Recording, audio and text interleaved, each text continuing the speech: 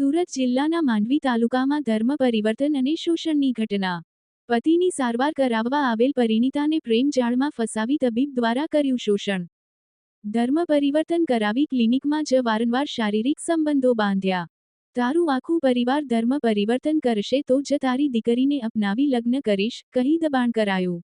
ધર્મ પરિવર્તન કરવાનો અસ્વીકાર કરતા પરિણીતાને તરછોડી દેવાઈ હતી. ન્યૂ લાઈફ ક્લિનિક માંડવીના તબીબ અંકિત ચૌધરીએ તરછોડી જાનથી મારી નાખવાની ધમકી આપી. પરિણીતાએ નોંધાવેલી ફરિયાદના પગલે માંડવી પોલીસે ગુનો નોંધી તપાસ આદરી હતી. આરોપી અંકિત ચૌધરીના પિતા રામજી ચૌધરી અને તેની સાથેના અન્ય સભ્યો દ્વારા ખ્રિસ્તી ધર્મ અપનાવવા પરિણીતા પર દબાણ કર્યા હોવાનો પણ આક્ષેપ. જે અંગેની પણ તપાસ માંગરોળ ડિવિઝનના ડીવાયએસપી દ્વારા હાથ ધરાઈ હતી. તપાસમાં પોલીસને તમામ પુરાવા મળી આવતા અલગથી વધુ એક ગુનો દાખલ કરાયો હતો. રામજી ચૌધરીની ધરપકડ કરાઈ. ઉપરાંત the pray for everlasting life charitable ટ્રસ્ટનું પણ કરે છે સંચાલન.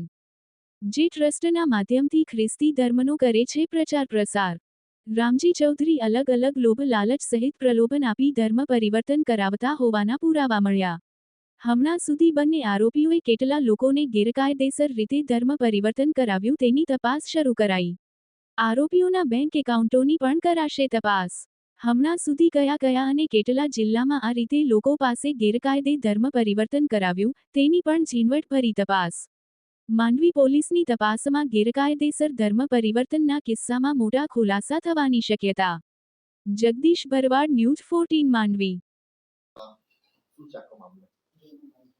માંડવી પોલીસ સ્ટેશન ખાતે ગયા મે મહિનામાં એક ગુનો દાખલ થયેલો.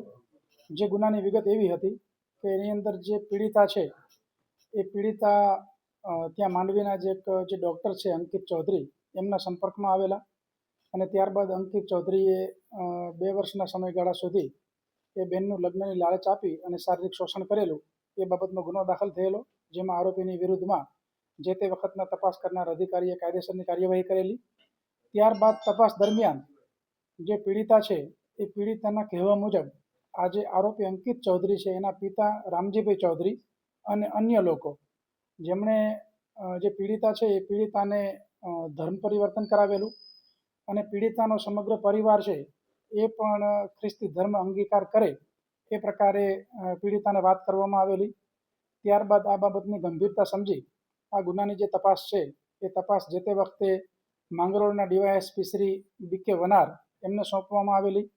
આ તપાસ દરમિયાન એમણે વિગતે તપાસ કરતા જે પીડિતાના આક્ષેપ હતા અને પીડિતાના પરિવારજનોના જે આક્ષેપ હતા એમાં સત્યતા જણાઈ આવેલી અને એમાં જરૂરી પુરાવા જણાઈ આવતા એ પુરાવાને આધારે નામદાર કોર્ટમાં ગઈકાલે ગુજરાત ધર્મ સ્વાતંત્ર્ય અધિનિયમની જે સંલગ્ન કલમો છે એ કલમો ઉમેરવાનો રિપોર્ટ કરવામાં આવેલો છે અને ધર્મ પરિવર્તનનું જે ગેરકાયદેસર રીતે કૃત્ય કરેલું છે એ બાબતે એના જે મુખ્ય આરોપી છે રામજીભાઈ ચૌધરી જે લાખ ગામના રહેવાસી છે અને પીપલવાડા મુખ્ય શાળાના પ્રિન્સિપાલ છે એમની ધરપકડ કરવામાં આવેલી છે.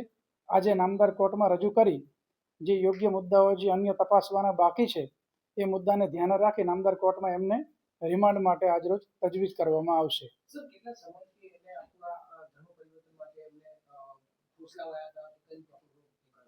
આ કિસ્સો જે છે એ મે મહિનામાં જે ગુનો દાખલ થયેલો એ પહેલાનો કિસ્સો છે, પરંતુ જે ટ્રસ્ટ જે છે એ ટ્રસ્ટનું નામ છે the pre for everlasting life charitable trust. આ ચેરિટેબલ ટ્રસ્ટ 2014માં નોંધાયેલું છે અને ત્યારબાદ આ ટ્રસ્ટના જે મેમ્બર અને પ્રમુખ છે એમાં તમામના વ્યક્તિગત રોલ બાબતે તપાસ કરવામાં આવશે અને અગાઉ આ પ્રકારનું કોઈ કૃત્ય કરવામાં આવેલું છે કે કેમ એ બાબતની પણ તપાસ કરવામાં આવશે. અને ઘણા બધા અન્ય મુદ્દાઓ એવા છે કે જે મુદ્દાઓને ગંભીરતાથી લઈ અમારી ટીમ હાલ તપાસ કરી રહી છે અને કોઈ પણ મુદ્દો તપાસનો બાકી ન રહી જાય એ પ્રકારે વિગતે આની અંદર તપાસ થશે. એટલે ટ્રસ્ટની સ્થાપના થઈ ત્યારબાદ અન્ય કોઈ જગ્યાએ પણ આ પ્રકારનું કૃત્ય થયેલું છે કે કેમ એ બાબતની વિગતે તપાસ થશે. ધર્મ પરિવર્તન કરાવવાનો મુખ્ય ઉદ્દેશ હેતુ શું હતો? એમનું જે ટ્રસ્ટ છે એ ટ્રસ્ટમાં જે મુદ્દાઓ છે અને જે વ્યક્તિ છે પોતે પાસ્ટર છે એટલે એક સ્વાભાવિક બાબત છે કે જે પાસ્ટર છે એમના ધર્મના પ્રચાર પ્રસાર માટે કાર્ય કરી રહ્યા હતા, પરંતુ જે પદ્ધતિ અપનાવવામાં આવેલી છે એ પદ્ધતિ બિલકુલ ગેરકાયદેસર પદ્ધતિ અપનાવવામાં આવેલી છે. ગુનાહિત કૃત્ય છે. લલચાવી, ફોસલાવી અને આ પ્રકારનું કોઈ જ કૃત્ય કરાવી શકાતું નથી. એ કાયદાથી પ્રતિબંધિત છે. આ પ્રકારનું કૃત્ય કરવાને કારણે એમની વિરુદ્ધ ગુનો દાખલ થયેલો છે અને એમની ધરપકડ કરવામાં આવેલી છે. એવા વંદનની મુલાકાત ક્યાં થઈ હતી, કઈ રીતે થઈ હતી? જે પીડિતા જે છે એ અગાઉ મેં આપને વાત કરી એ મુજબ મે મહિનાની અંદર સામે જે આરોપી છે ડૉક્ટર અંકિત ચૌધરી એમની વિરુદ્ધમાં ગુનો દાખલ થયેલો હતો અને આ જે ધર્મ પરિવર્તન કરનાર વ્યક્તિઓ પૈકીના જે મુખ્ય વ્યક્તિ છે એ અંકિત ચૌધરીના પિતાશ્રી છે. એટલે એ રીતના એ લોકો સંપર્કમાં આવેલા હતા.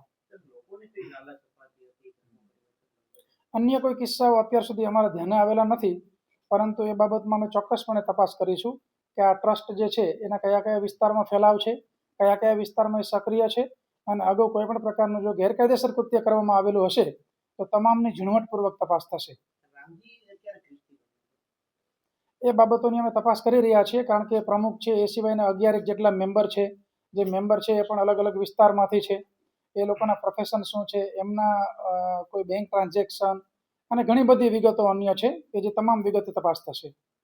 સર, જે રામજી છે પોતે શિક્ષક છે, શાળામાં આ પ્રકારની કોઈ પ્રવૃત્તિઓ બાળકોને બાળકો બાબતની પ્રવૃત્તિઓ ધ્યાનમાં આવેલી નથી, પરંતુ પોતાના ઘરે એ પ્રેયર કરાવતા હોય, અન્ય નાગરિકોને, એમના બીજા લોકોને એ પ્રકારની બાબતો ધ્યાને આવેલી છે. એમાં પણ તપાસ થશે, અત્રે પણ તપાસ થશે અને આજુબાજુના વિસ્તારની અંદર કોઈ પણ જગ્યાએ જો એમને ગેરકાયદેસર પ્રવૃત્તિ આચરેલી હશે તો એ બાબતની પણ તપાસ થશે. એ સિવાય પોતે સરકારી નોકરી કરતા હોવા છતાં આ પ્રકારના કૃત્યમાં સંડોવાયેલા છે, જેથી સુરતના જે પ્રાથમિક જિલ્લા શિક્ષણાધિકારી છે એમને પણ અમારા દ્વારા ઇન્ફોર્મ કરવામાં આવેલું છે, જેથી કરી એ લોકો જો કોઈ વિભાગીય કાર્યવાહી કરવાની થતી હોય તો એ મુજબ એ લોકો પણ કાર્યવાહી કરી શકે. આપણે કહ્યું કે બેંકની તપાસ કરવામાં આવશે, તો શું શંકા લાગી રહી છે કે વિદેશી ફંડિંગ કે કોઈ ફંડિંગ પૂરું પાડતું હોય આ માટે? હાલમાં જે ટ્રસ્ટના એકાઉન્ટ છે એના અમારા ડીવાયએસપી અભ્યાસ કરી રહ્યા છે, પણ એમાં બહુ જ વિગતે તપાસ કરવી ખૂબ જરૂરી છે. એની માટે અમે જે ચેરિટી કમિશનરમાં રજીસ્ટર થયું છે ટ્રસ્ટ, તો ચેરિટી કમિશનરની ઓફિસનો પણ મદદ લઈશું. એની અંદર અન્ય કોઈ એક્સપર્ટ હશે એની પણ મદદ લઈશું અને કોઈ પણ શંકાસ્પદ બાબત જણાઈ આવશે તો એમાં ખૂબ ઊંડાણપૂર્વકની તપાસ થશે. હાલમાં તો આ જે ટ્રસ્ટ છે એના પ્રમુખ તરીકે એ રામજીભાઈ ચૌધરી સક્રિય છે, પરંતુ એ સિવાય એની સાથે સપોર્ટમાં કોણ છે, ડાયરેક્ટલી કે ઇનડાયરેક્ટલી, એ પણ તપાસવામાં આવશે.